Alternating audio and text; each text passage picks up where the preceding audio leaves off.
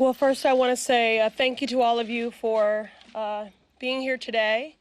And I want to send a message of gratitude and thanks to the solidarity that we have received from every corner of our country, from our colleagues to our neighbors. We are grateful for your solidarity, your encouragement, and your support in the face of the most recent xenophobic, bigoted remarks from the occupant of our White House. I will always refer to him as the occupant, as he is only occupying space. He does not embody the grace, the empathy, the compassion, the integrity that that office requires and that the American people deserve. That being said, I encourage the American people and all of us in this room and beyond to not take the bait. This is a disruptive distraction from the issues of care, concern, and consequence to the American people. That we were sent here with a decisive mandate from our constituents to work on. Everything from reducing the cost of prescription drugs, to addressing our affordable housing crisis, to ensuring that the American people have more than health insurance, but health care. More recently, thanks to the partnership of Chairman Elijah Cummings and the advocacy of myself and a coalition of advocates I've worked with for decades, we held the first hearing on childhood trauma. And in sitting in that hearing, as we heard about the many manifestations and iterations of childhood trauma, in the wake of the public health crisis and epidemic that is gun violence, in the wake of PTSD, in the wake of those battling substance abuse disorder and a host of other things, it was impossible not to think of the trauma that is being inflicted upon children every day at our border. At the end of the day, if we improve the conditions of children in a cage, they are still in a cage. And we are viscerally, vigorously, and fundamentally opposed to the criminalizing, the vilifying, the mass detention and deportation of migrant families who are simply doing what is their legal human right, and that is to seek asylum. In the tradition of who we say we are as a country, a beacon of light and hope and of refuge. This is simply a disruption and a distraction from the callous, chaotic, and corrupt culture of this administration all the way down. We want to get back to the business of the American people and why we were sent here, reducing the cost of prescription drugs, addressing the public health crisis and epidemic that is gun violence, addressing the racial wealth gap, and yes, making sure that families stay together. I also would like to just underscore the fact that despite the occupant of the White House attempts to marginalize us and to silence us, please know that we are more than four people. We ran on a mandate to advocate for and to represent those ignored, left out, and left behind. Our squad is big. Our squad includes any person committed to building a more equitable and just world. And that is the work that we want to get back to. And given the size of this squad and this great nation, we will not be silenced. And now I'll invite Representative Omar to offer a few words as well.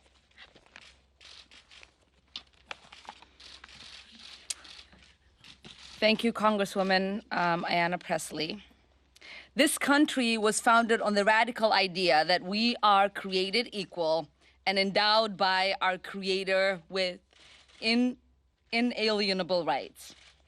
And yes, we have a long way before we fully live up to those values. It is for this reason precisely that we have to take action when a president is openly violating the oath he took to the Constitution of the United States and the core values we aspire to. As Martin Luther King said, All we say to America is, be true to what you say on paper. I believe this is a pivotal moment in our country. The eyes of history is watching us. Right now, the president is carrying out mass deportation raids across this country in each one of our districts. Right now, the president is committing human rights abuses at the border, keeping children in cages, and having human beings drinking out of toilets. This president, who has been credibly accused of committing multiple crimes, including colluding with foreign government to interfere with our election. This is a president who has overseen the most corrupt administration in our history and pursued an agenda to allow millions of Americans to die from a lack of health care while he transfers millions of dollars in tax cuts to corporations. This is a president who has said, grab women by the pussy. This is a president who's called black athletes sons of bitches. This is a president who has called black people who come from black and brown countries shitholes. This is a president who has equated neo-Nazis with those who protest against them in Charlottesville. This is a president who has openly violated the very value our country aspires to uphold: equality under the law, religious liberty, equal protection, and protection from persecution. And to distract from that, he's launching a blatantly racist attack on 4 duly elected members of the United States House of Representatives, all of whom are women of color. This is the agenda of white nationalists. Whether it is happening in chat rooms or it's happening on national TV, and now it's reached the White House garden. He would love nothing more than to divide our country based on race, religion, gender, orientation, or immigration status, because this is the only way he knows he can prevent the solidarity of us working together across all of our differences. The only way to prevent us confronting the problems our country is facing, whether it is healthcare, climate change, student debt, or our endless wars. This is his plan to pit us against one another. This is how he can continue to enrich his friends and distract us from the detrimental policies that his administration is pushing forth. So we can either continue to enable this president and report on the bile of garbage that comes out of his mouth, or we can hold him accountable to his crimes. We can continue to turn a blind eye of the multiple crimes he's accused of. We can stand while he violates people's basic human rights and the responsibility that his administration has for the deaths of children on our border, or we can take action. I have not made impeachment central to my election or my tenure, but since the day that I'd gotten elected, I'd said to people, it is not if he will be impeached, but when. So it is time for us to stop allowing this president to make a mockery out of our Constitution. It's time for us to impeach this president. So now we're going to have Congresswoman Alexandria Ocasio-Cortez. Good afternoon, everyone. I'll try to keep things as brief, I guess, as I can, but who knows when I get on a roll, right? When I was a little girl, my father took me to the reflecting pool here. We were on a road trip from New York to Florida to visit family. And I've told this story before, but it was my first time ever visiting Washington, D.C. And it was my only time visiting Washington, D.C. for years, if not decades. And he rested me on the side of the reflecting pool and had my toes dip in the water.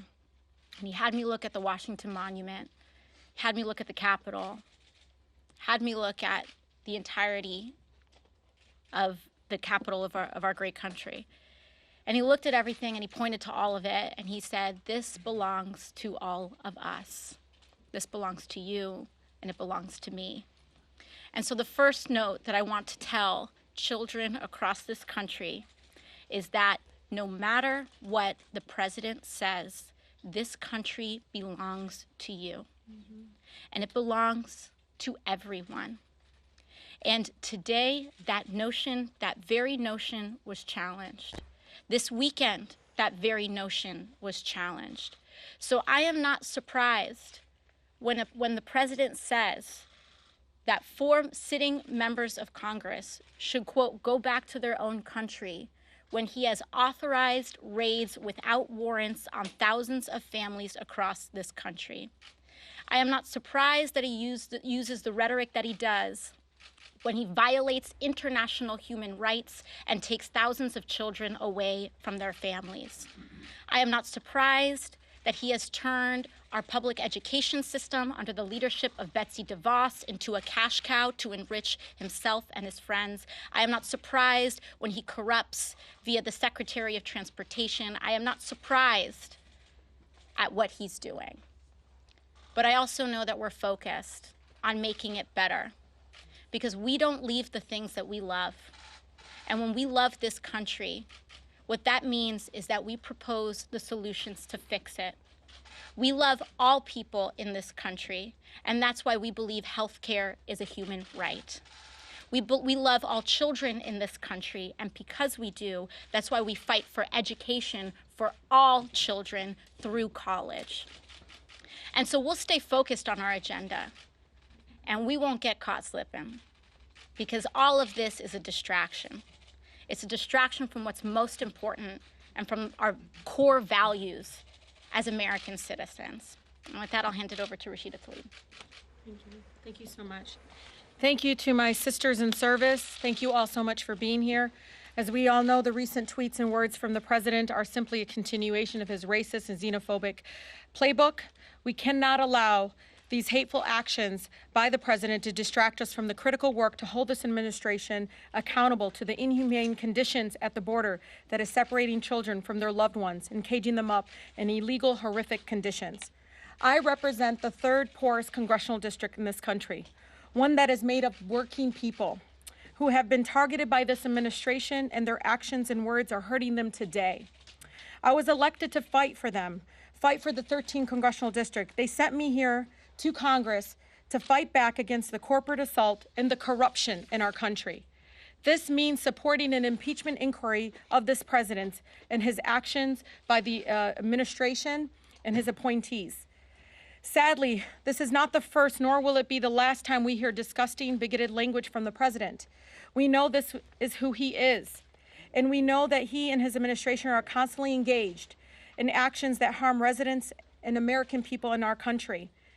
Many members of Congress have called for his impeachment because of his utter disregard and disrespect of the United States Constitution. And despite this and other many attempts to distract us, I remain focused. We remain focused on holding him accountable to the laws of this land and accountable to the American people. I urge House leadership, many of my colleagues, to take action to impeach this lawless president today.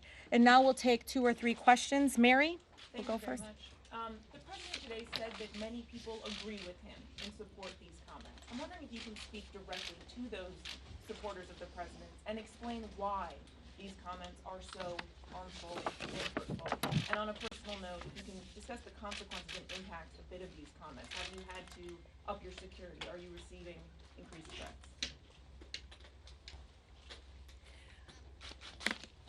I would just say that the experience that he offered is in contradiction to the experience that I have every day, including in the airport on my way here. There were many people who approached me and who said, I disagree with some of your policies. I'm an independent, I'm a Republican, but I think what he did was wrong. And he won't apologize, but I am going to apologize. So I have experienced nothing in the wake of those comments, again, but words of denouncing these xenophobic, bigoted words. But again, this is a distraction and we should not take the bait. We can sit here and continue to recycle his hateful rhetoric, of which I cannot feign surprise or inflated outrage, because he is, if nothing else, predictable. What we are focused on are the hateful policies that are draconian and oppressive and life-threatening and family-separating that is being rolled out by this administration every day. Congresswoman Omar. Congresswoman Omar in particular, but to all of you, can you respond to some of the president's specific claims, most notably that you're a communist and that you're pro-Al-Qaeda?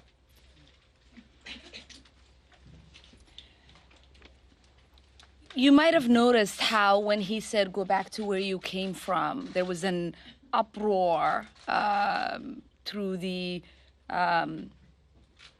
through all of our communities, because every single person who's brown and black at some point in their life in this country heard that. Now, when he made the comment, I know that every single Muslim who has lived in this country and across the world has heard that comment. And so I will not dignify it with an answer, because I know that every single Islamophobe, every single person who is hateful, who is driven by an ideology of othering, as this president is, rejoices in us responding to that and us defending ourselves. I do not expect every time there is a white supremacist who attacks, or there is a white man who kills in a school or in a movie theater or in a mosque or in a synagogue. I don't expect my white community members to respond on whether they love that person or not. And so I think it is beyond time.